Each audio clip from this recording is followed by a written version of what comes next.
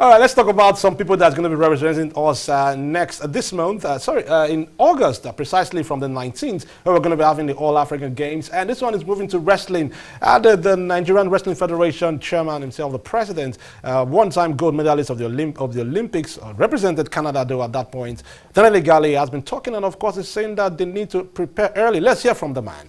We must start preparing right away. From what I did see from the African Championship, the female have the capacity to win between 7 and 8 gold medals. If we prepare from now, I can almost guarantee that we will win about 7 to 8 gold medals with the women alone. I also see the possibility of winning about 4 gold medals in the men. That takes us to over 10 gold medals, which is about our target for this game. So that gives me a lot of cause for optimism. I'm very optimistic that if we prepare well, and that is depending on our preparations. If we start our preparations now, because we're about 3 solid months away from the games, if we start our preparations in terms of the physical training now, and then we go to the specifics in June and taper off in July, then by August I think we'll be fine to go and do the country proud. Well, that's interesting there, talking about 4 gold medals. And I've seen those girls train. I've seen the likes of Oburu Dudu, The Blessing, of course, Adekuroye. I've seen Divine. I've seen a lot of them train, and they really put in the whole lot, especially when it comes to the freestyle. Do you think, with what the